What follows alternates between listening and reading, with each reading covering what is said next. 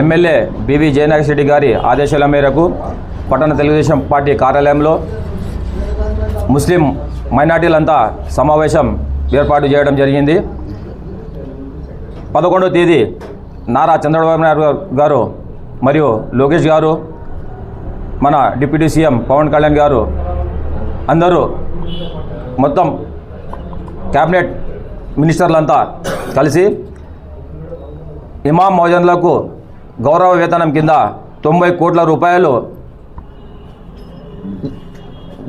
రూపాయలు మంజూరు చేయడం జరిగింది.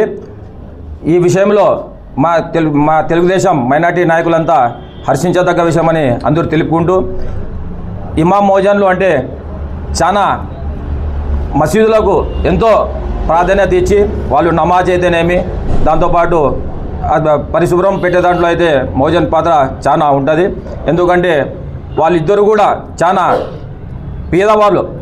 అటువంటి కుటుంబాలను మా తెలుగుదేశం పార్టీ నారా చంద్రబాబు నాయుడు ఆదుకోవడం చాలా హర్షించదగ్గ విషయమని తెలుపుకుంటూ, ఈరోజు మా తెలుగుదేశం పార్టీ కార్యాలయంలో పాలాభిషేకం మా ఎమ్మెల్యే గారి ఆదేశాల మేరకు నారా చంద్రబాబు గారికి పాలాభిషేకం చేయడం జరుగుతుంది. ఈ అవకాశం ఇచ్చిన ప్రతి ఒక్కరి పేరు ధన్యవాదాలు తెలుపుకుంటున్నాం.